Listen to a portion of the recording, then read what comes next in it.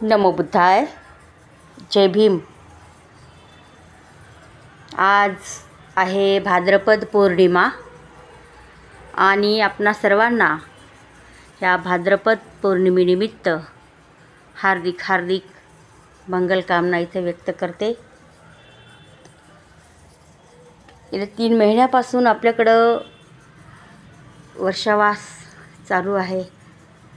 प्रत्येक पौर्णिमेला तथागत बुद्धांच्या जीवनामध्ये अत्यंत महत्त्वपूर्ण अशा घटना घडलेल्या आहेत आणि आपण सर्व त्या बाबतीमध्ये ज्ञात आहोत. प्रत्येक पौर्णिमेला जे विशिष्ट महत्त्व लाभलेलं आहे त्या प्रत्येक पौर्णिमेला अनन्यसाधारण महत्त्व आहे. त्या सर्व 12ही महिन्यामध्ये येणाऱ्या 12ही पौर्णिमेच्या या पावन मंगल पौर्णिमेच्या दिनी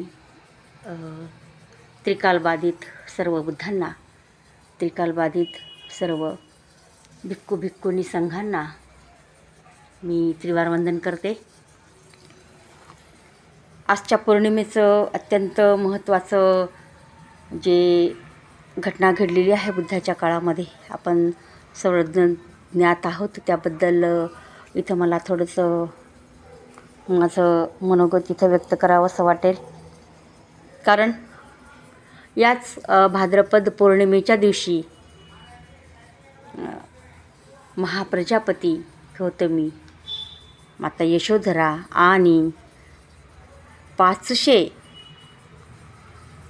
भिक्खुनी संघामध्ये या 500 स्त्रियांना, शाक्य संघातील स्त्रियांना तथागत गौतम बुद्ध यांनी धम्मदीक्षा दिली आहे. आणि याच मंगलदिनी महाप्रजापती गौतमी हिने जे स्त्री पुरुष समानता प्रस्थापित करण्यासाठी जो तथागत बुद्धांना आग्रह धरला होता की जेव्हा प्रथमतः तथागत बुद्धांना ज्ञानप्राप्ती झाल्याच्या नंतर पहिल्यांदा जेव्हा तथागत बुद्ध निगृधाराम विहारात राहत असताना तिथं धुळीनं माखलेल्या पायांनी महाप्रजापती गौतमी आपल्या स्त्रियांसहित आली होती.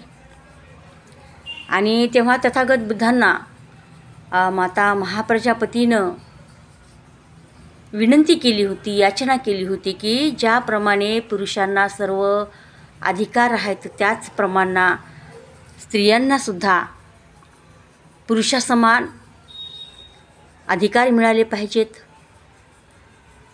स्त्रियांनासुद्धा शाक्य संघामध्ये प्रवेश मिळाला पाहिजे. एकदा, दोनदा, 3दा ही याचना केल्यावरही तथागत गौतम बुद्धांनी तिच्या याचनेला नकार दिला. आणि म्हणून सभागृहाच्या बाहेर आपले अश्रू ढाळीत जेव्हा महाप्रजापती गौतमी उभी होती तितक्यात स्थविर आनंद तिथे येऊन महाप्रजापतीला त्यांनी विचारलं की माते काय झालं, आपले डोळे अश्रूनं का भरले आहेत. तेव्हा महाप्रजापती आनंदाला असं सांगते की तथागत बुद्धांना महिलांना संघ प्रवेशामध्ये परवानगी द्यावी असं मी याचना एकदा दोनदा केली पण ते मानत नाहीत, तर त्यांनी नकार दिला आणि म्हणून मी असं थांबलेली आहे. असं जेव्हा महाप्रजापती आनंदाला सांगते तेव्हा आनंद तथागत गौतम बुद्धाकडे जातात आणि बुद्धांना प्रश्न विचारला जातो की हे तथागता, की तुम्ही स्त्री पुरुष समानतेचे विरोधक आहात का. ह्या आनंदाच्या प्रश्नावर तथागत गौतम बुद्धांनी असं उत्तर दिलं की नाही आनंदा, मी तथागत स्त्री पुरुष समानतेचा विरोधक मुळीच नाही. उलट ज्याप्रमाणे पुरुषांना अर्हतपद प्राप्त करता येते त्याचप्रमाणे स्त्रियांना देखील अर्हतपदापर्यंत पोहोचता येते. पुरुषासमान तितकंच महत्त्व स्त्रियांना देखील आहे आणि म्हणून मी स्त्री पुरुष समानतेचा विरोधक मुळीच नाही. तेव्हा आनंद विचारतात की मग स्त्रियांना संघप्रवेश तुम्ही का देत नाहीत? तेव्हा त्यावर तथागत गौतम बुद्ध असं म्हणतात की आनंदा, केवळ स्त्री पुरुषाच्या व्यावहारिक कारणावरूनच मी स्त्रियांना संघप्रवेश देऊ शकत नाही. आणि असं म्हणल्याच्या नंतर ही गोष्ट आनंद जेव्हा महाप्रजापतीला येऊन सांगितल्यावर महाप्रजापतीला जर तिने स्वतःच्या खांद्यावर 8 अटी जर लादून घेतल्या तर सर्व स्त्रियांना संघामध्ये प्रवेश मिळेल. ही अट जेव्हा तथागत बुद्धांनी सांगितली तेव्हा महाप्रजापती गौतमीने बुद्धांनी सांगितलेले जे स्त्री पुरुष व्यावहारिक कारणावरून नकार देत होते त्या गोष्टीला विरोध करून ज्या बुद्धांनी अटी सांगितल्या होत्या त्या सर्व अटी 8 अटी मान्य केल्या आणि स्वतःच्या शिरावर ती धुरा सांभाळली आणि अशा प्रकारे महाप्रजापती सहित 500 शाक्य स्त्रियांना संघामध्ये प्रवेश मिळाला.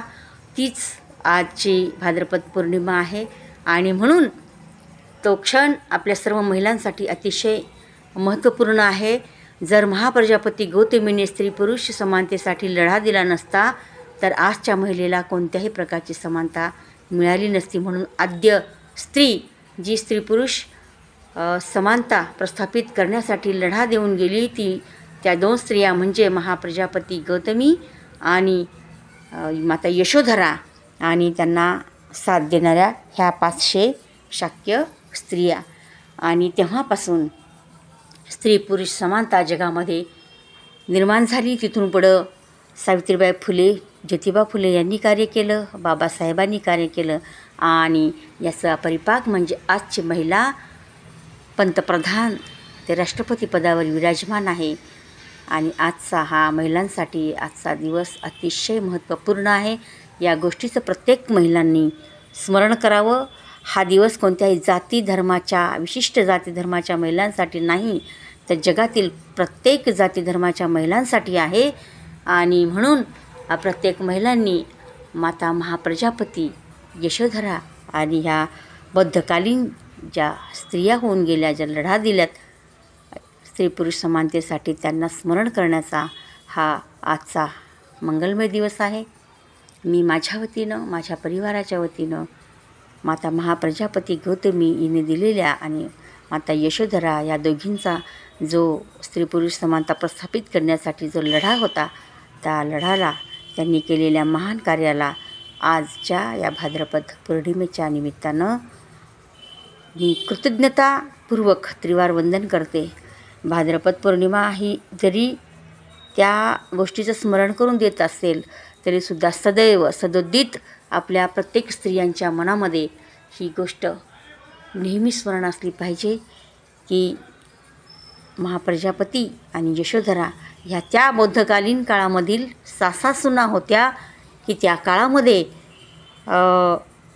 त्यांनी त्यांच्या डोक्यामध्ये ही गोष्ट आली की का फक्त पुरुषांनाच समान अधिकार महिलांनासुद्धा पुरुषासारखे काय मिळत नाहीत.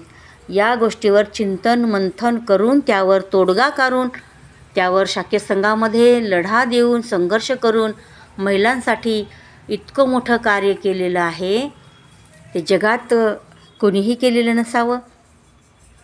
आणि खरं पाहता कोणाच्या अस्मितेला डिवसण्याचा प्रयत्न नाही पण आजच्या सासासुना म्हणजे आपल्या टी व्हीमधील विविध मालिका पाहून वेगवेगळ्या प्रकारचे जे कटकारस्थानं असतात तर त्यामध्ये अपवाद वळखता बरं का अपवाद वगळून म्हणजे कुणाच्याही अस्मितेला मला ठेस पोहोचायची नाही पण जगामध्ये वातावरण आहे तसं म्हणायला काही हरकत नाही. म्हणून जर बुद्धकालीन काळामध्ये अशा विद्वान स्त्रिया होऊन गेल्या सामाजिक व्यावहारिक प्रश्नावर विचार करून त्याच्यावर एवढा मोठा संघर्ष करून आपल्याला एवढ्या मोठ्या सुविधा देऊन गेल्या, तर आजच्या स्त्रियांनी त्याचं कमीत कमी स्मरण तरी करावं इतकंच वाटतं.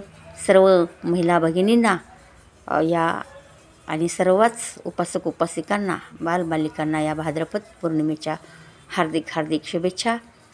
तथागत गौतम बुद्ध यांनाही माझं कोटी कोटी त्रिवार वंदन. आणि सर्वकालीन पुन्हा एकदा बुद्धकालीन स्त्रियांना त्रिवार वंदन, त्रिकालबाधित बुद्धांना वंदन, त्रिकालबाधित भिक्खू भिक्खूंनी संघांना त्रिवार वंदन. कृतज्ञतापूर्वक वंदन करते. साधू साधू साधू. नमो बुद्धाय. जय भीम.